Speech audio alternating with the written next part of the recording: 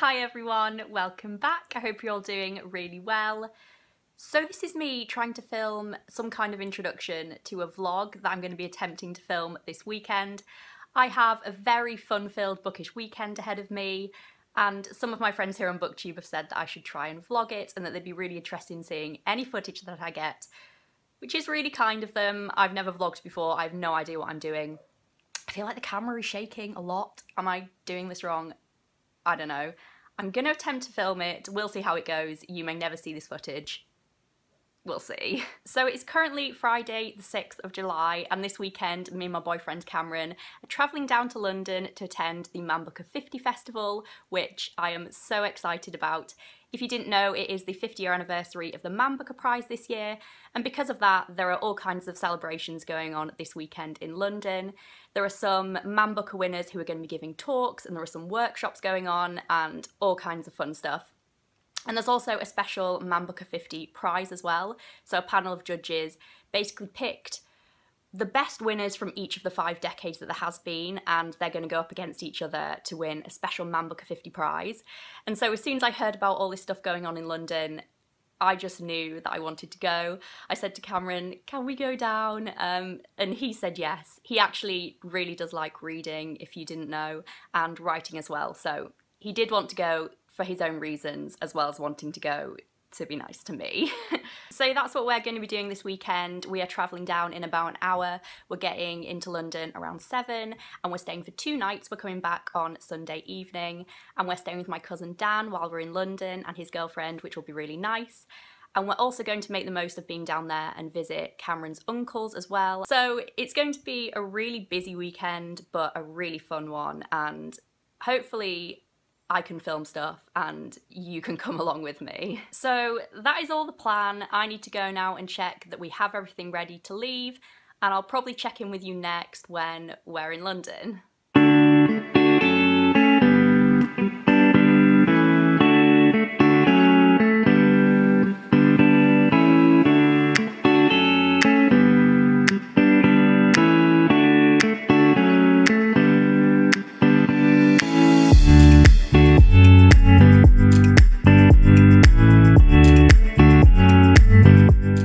Hi guys, welcome back. It is very late right now. It is about 12:30 at night.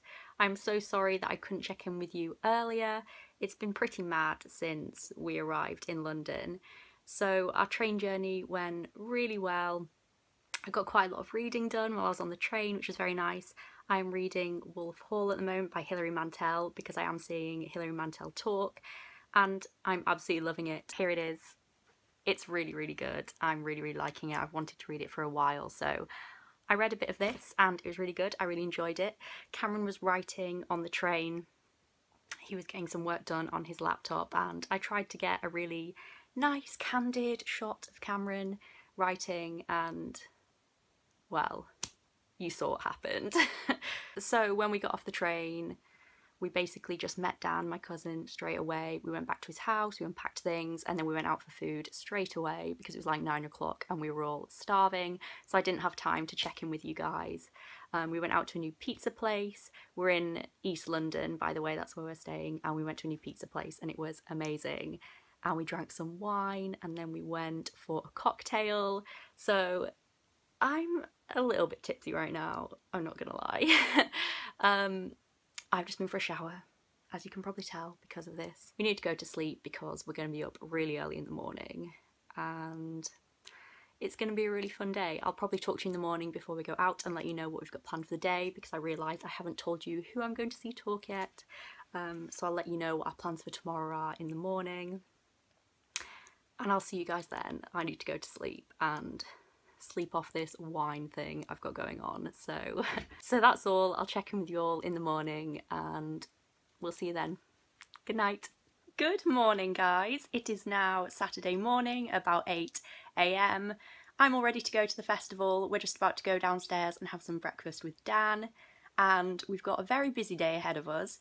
I thought I'd just quickly tell you our schedule. So at 10:30 we both have our first talk. We're both going to see Howard Jacobson talk about why the novel matters, which sounds really vague but great. And then at 1:30 I'm going to see Hilary Mantel being interviewed for the BBC World Book Club, which I'm super excited about because, like I said, I'm really enjoying Wolf Hall.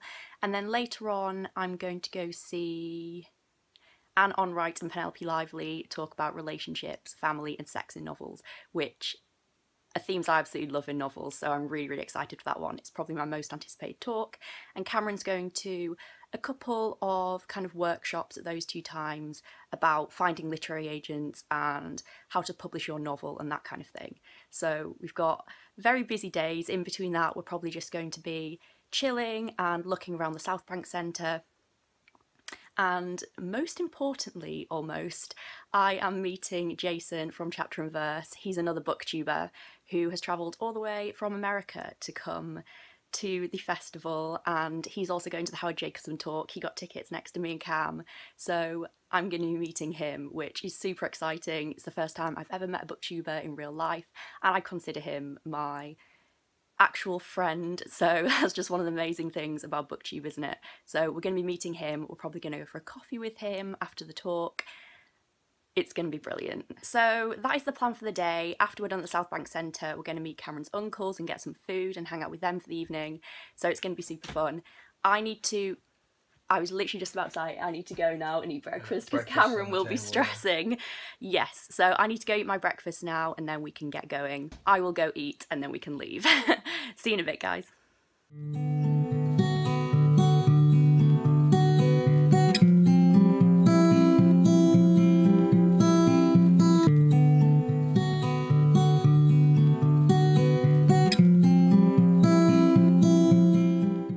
Filming? Oh, yeah, we're on. We are. Hi guys, Howdy. So this is Jason. We just met outside. We're currently waiting to see Howard Jacobson talk about why the novel matters. Yeah, which is a question that it's crazy that it even needs to be asked.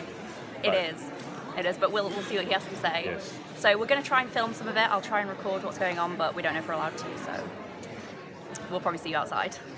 All right. Bye-bye. Thank you very much. Have a good time. Hi guys, so we've just come out of the Howard Jacobson talk. It was really, really good. And of course it was really good to meet Jason. As you just saw, I'll probably pop it in, he just went and met Howard Jacobson briefly afterwards and got a book signed by him because he's a massive fan, so that was really cool. Yeah, his talk was really, really good. He talked about why the novel mattered, but more specifically why it matters today, which I thought was very interesting. I really liked when he was talking about the modern age now, kind of at the moment with flashing screens and social media and that kind of thing, the novel matters even more. He said something which really stuck out to me. He said that the stuff that's out there today in the age of social media means what the author intends it to mean, but the novel and art generally doesn't mean what the author intends it to mean, it means what the audience gets from it. He said that it's not actually art that we're interested in, it's ourselves, which I think is really, really true. I think that's a really cool thing to say. And I think that's why I love novels so much, because it is about being introspective and thinking about the world around us and thinking about human nature and that kind of thing, so that was really cool. And then after his talk he got interviewed by a lady from BBC Three and he just talked about different things like, I don't know, social media and Trump and comic novels generally and whether they're still relevant. He talks about comic novels in the 1800s, so the famous comic novelists like Jane Austen and Dickens, and it was all really good. I thought he was really funny, I laughed a few times, so that was nice. I couldn't film in there, as you probably gathered, unfortunately. They wanted all our phones off, so that was a shame, but it was really good. I just wanted to update you on it. We're now at a little cafe, Cameron and I and Jason and his friend Ben, and they've just gone in to get some food. It's me, don't worry. So that's all for now. We're going to have a drink now and chill and get some food, and then I'll check back in with you later.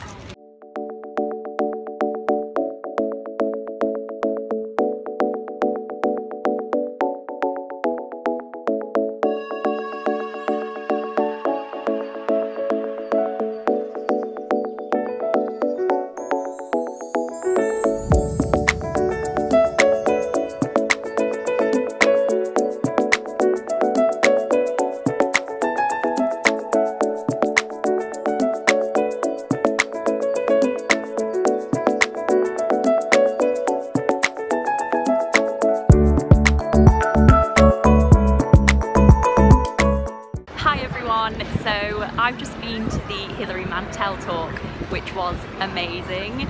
I am kind of in awe. I thought she was so cool. She just seemed like a pretty batty lady. She was quite mad, but I absolutely loved her. She was so engrossing when she was talking. So she was being interviewed for the BBC World Book Club, and she was talking about Wolf Hall and Bring Up the Bodies.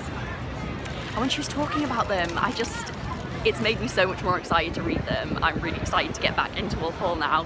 She did a couple of readings from Bring Up the Bodies, which weren't spoilery at all. They were fine, but it was just so brilliant hearing her read them. She read them so well, and I mean, she basically knew them off by heart, and just hearing her read them was amazing. I'm so excited to keep reading them both.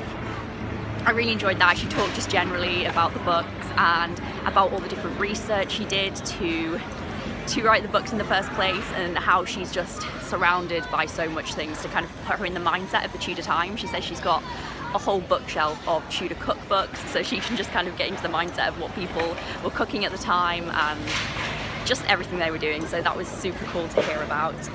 So that's the now. It's really, really hot here. It's really nice here at the Southbank Centre. Me and Cam have been walking around, and there's just so much here. There's a lovely Foyles bookshop downstairs, which we're definitely going to go look in after we've had a snack.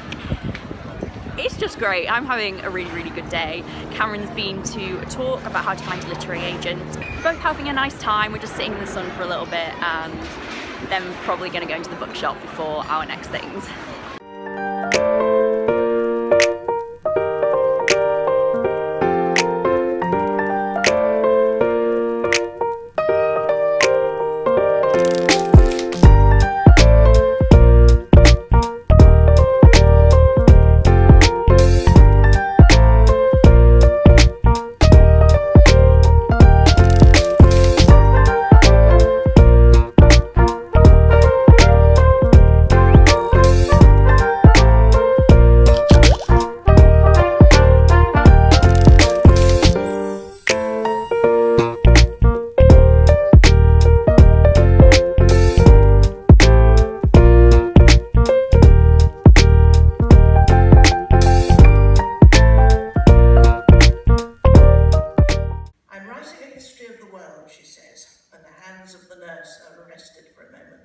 She looks down at this old woman, this old ill woman.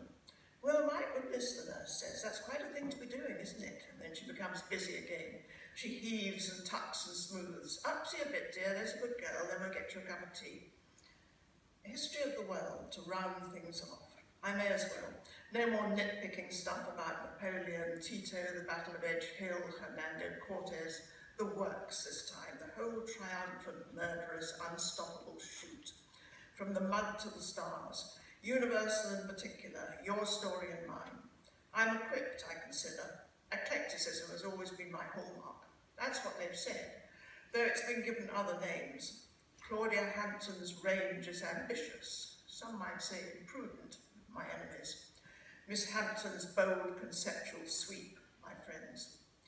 A history of the world, yes, and in the process my own. The life and times of Claudia H. The bit of the 20th century to which I've been shackled, willy-nilly, like it or not. Let me contemplate myself within my context, everything and nothing. The history of the world as selected by Claudia, fact and fiction, myth and evidence, images and documents. Well, it's got a good song. it has a good theatre. It has, it has exits and entrances. Except you can never leave. But you can never leave, but in a sense you always are leaving, aren't you? Yeah. From birth you're leaving. Yeah, and that is also a big theme in a lot of, but accidentally somehow, of a lot of my fiction, is that all we do is leave and fail to leave. But isn't it, I mean, it's also, it's the one theatre, the one arrangement that everybody knows about. Everybody, or most people, not everybody, but most people have experienced family situations. So it's totally common and yet essentially various and essentially uncommon. And I think that's why it always interests all of us. I remember somebody saying, if you think a family's normal, it's just because you don't know them very well. Yeah, exactly. Yes.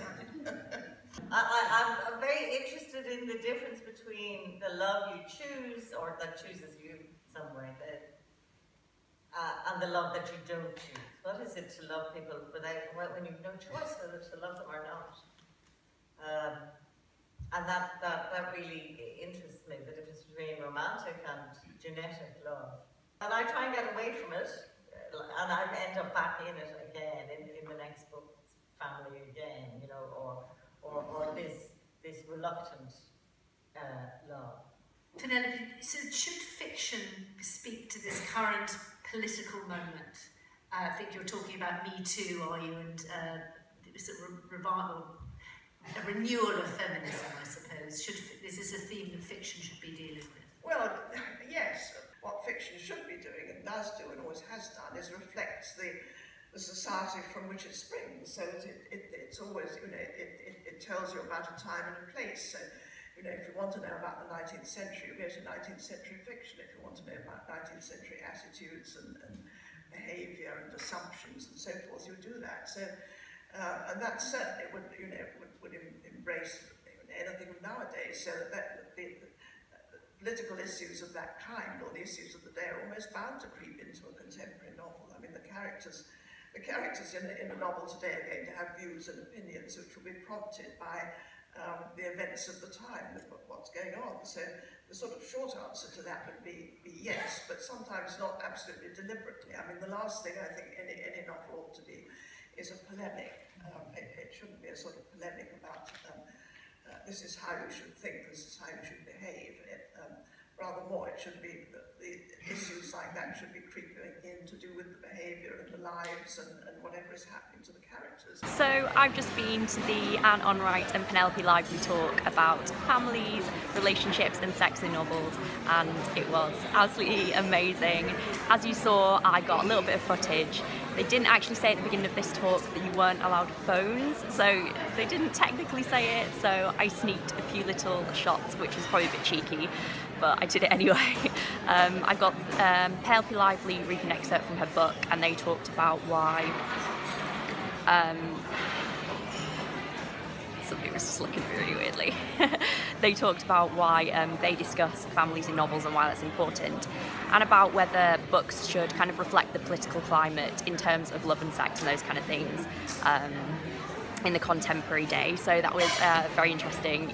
It was great. They were both such great women. Penelope Lively was just the nicest, most intelligent, lovely old lady. She's 85, which I couldn't believe. She looked great.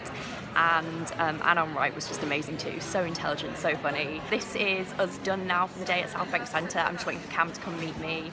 It's been such an amazing day. It's been so brilliant. It's been so nice walking around with Cam and seeing the talks, and the weather's beautiful, and it was so nice meeting Jason and his friend. I've just had such a good day. So yes, we're all done here now. We're going to head off soon and meet Cameron's uncles and have the evening with them, have some drinks, have some food. So I'm probably not going to film that, and I'll see you guys tomorrow for more Man Booker 50 stuff. So that's all for today. I'll leave it here and I'll see you in the morning. See you later, guys. Good morning, everyone. It is now... Good morning. It is now Sunday the 8th at about 9 AM. Cameron and I are just getting ready for our day. We had a really nice evening last night. We went and saw his uncles, and that was really nice because we don't get to see them much. So we went to their house and had a couple of drinks, and then the four of us went out for a meal. And it was just really nice to see them and chat to them. It's actually a really good end to a really nice day. So today we're not actually at the Southbank Centre until about 2:30, so we're just going to hang out with Dan before then. I think he's going to take us into central London and show us some sights maybe, so you might see a little bit of that if I get some footage. At 2:30 I'm seeing Kazuo Ishiguro and Michael Ondaatje, and Cameron is going to another writing workshop about how to edit your novel, so that should be fun, and we'll probably see you in a bit. We're going to go now and wake Dan up and get some breakfast, so we'll see you later.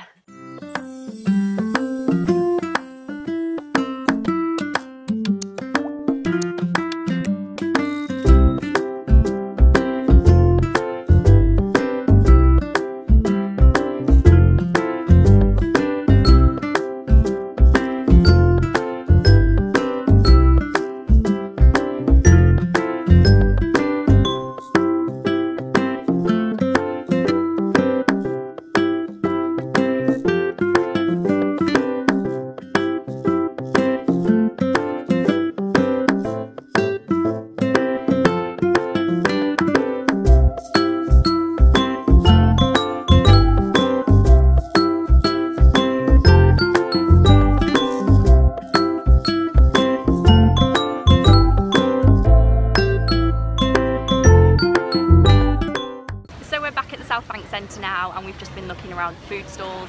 The food was insane. I kept filming lots of different bits because all the food just looked so nice. We're having lunch now and then we're going to go back for something sweet in a bit. There was lots of vegan options, which is really cool because Cameron is dairy intolerant and lots of things intolerant, so there should hopefully be something for him.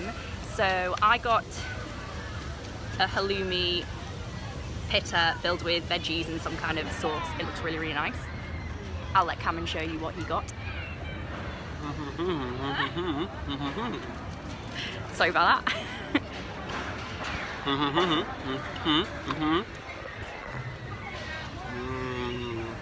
It does look nice, doesn't it? So he got steak and on-skin chips. They both look really good. We're going to eat now and then probably go for a little walk along the river and then come back and get some pudding. So Cameron and I are down by the river now. It's really, really nice down here and we've just got our puddings. I've got a fruit kebab with 2 different types of chocolate and toppings. It looks amazing. There it is. I was so excited. It was really hard to pick what to get. There was lots of different things, but I'm happy with my choice. And Cameron has got a vegan, gluten-free peanut butter blondie. Was it gluten-free as well? It was gluten-free as well. Is it nice? Delicious. It's pretty good for a boy who never gets puddings because he's allergic to so much. So we're going to eat these now and go for a little walk.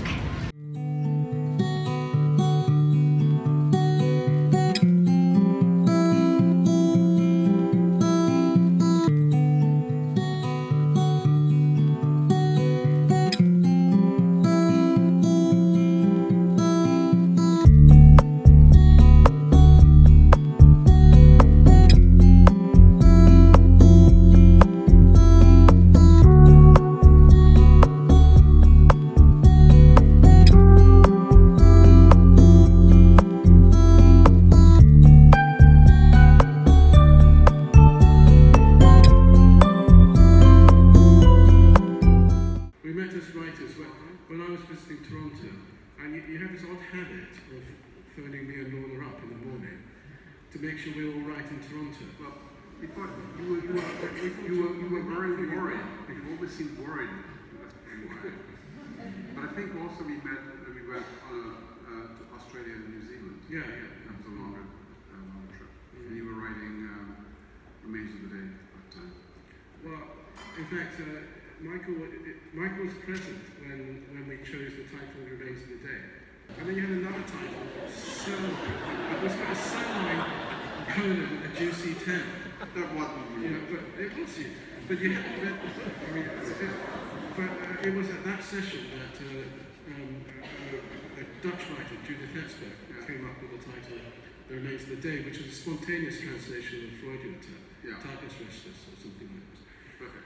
Hi everyone, so we're all done now. Cameron and I have just been to our final 2 things and mine was amazing. I haven't really even had a chance to speak to Cameron about his yet because we are going straight to the train station because we're in a bit of a rush, so I've got to be fast. So I saw Kazuo, Ishiguro and Michael Ondaatje speak. They basically just had like an unmediated conversation with each other for an hour and it was really, really nice. The 2 men have actually been friends for a long time, which I didn't know, so they just chatted and you could see the chemistry between them, which is really, really nice.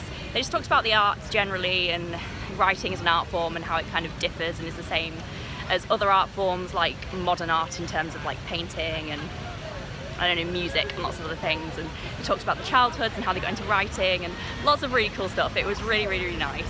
I've got a little drink for on the go. It's like papaya, pineapple, banana. It's delicious, and I quickly just saw Jason before I left. We were rushing and I was like, I've got to go find Jason to say goodbye, so I quickly went and found him. He was queuing up to get a book signed by Kazuo Ishiguro, so I said goodbye to him. Now we're on our way back and the next time I talk to you will probably be when we're at home, so see you later.